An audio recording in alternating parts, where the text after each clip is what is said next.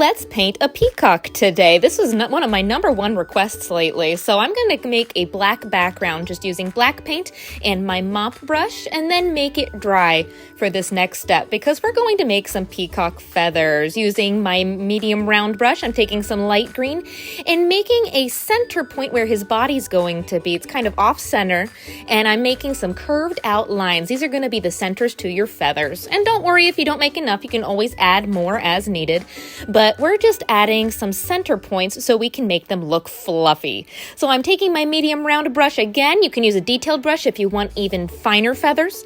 But I'm just making a curved line, pressing down and pull out, slightly lifting up on the brush as you go out. And they are always kind of pointed towards the tip of the feather, just like branches almost. You'll see those V's. And notice how the bottom parts of each of those little feathers are touching each other. They're not spaced out. If they look funny, it usually means you just don't have enough. But keep fluffing it. Do this to each of those center points of your feathers and fluff it as needed. Now, when you get towards the end, you might feel like you have some blank space or too much black. Just add more feathers as needed until it looks like a peacock tail. But we'll add more detail later.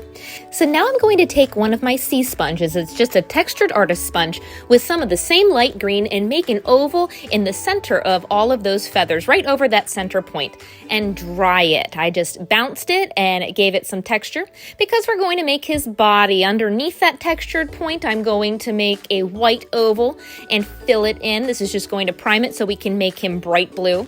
And then also using some white, I'm going to curve a line up to make his head and neck. And once you got those, fill it in with white as well. So I want him to be a bright blue. So once that's dry, I'm going to fill in his body and his head.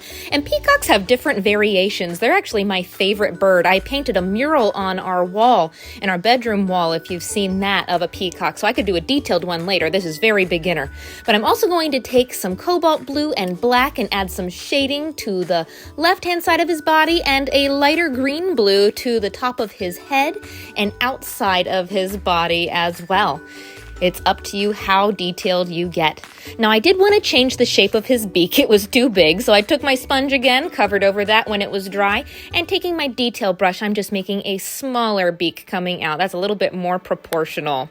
And then after you have that, I'm going to add 2 curved white lines coming out from his beak to shape his eye. They're almost almond shaped, and fill the inside edge with black because that's where his eyeball's going to be. I'm going to even outline my beak and shade it a little bit to make it more gray.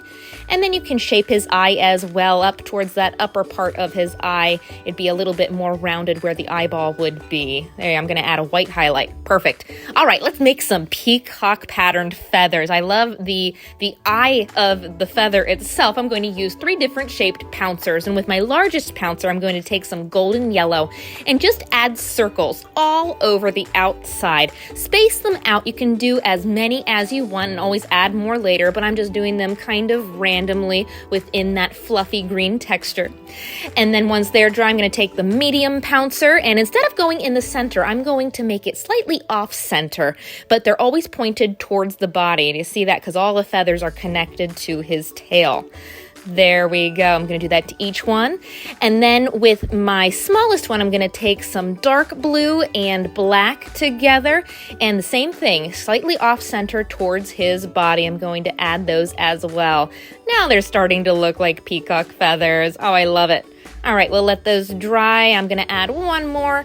You can keep adding them as needed. And let's give him a crown. He has these little tiny black lines. I'm going to take my detail brush and add some of that, and then add some dark blue little pom-poms on the tops of those. That's his little tuft on top of his head. So cute. And you can make those a little bit more highlighted. I'm going to take some of the bright blue, and you can outline his eyes. Up to you how much detail. I'm going to shape his eye a little bit more rounded with another highlight. There we go. Let's add some highlights to those pom-poms as well using my detail brush. Perfect. All right, well, there is a beginner peacock. Practice this first, and maybe I can show you how to do one like the one I painted on our bedroom wall. Have fun, everybody.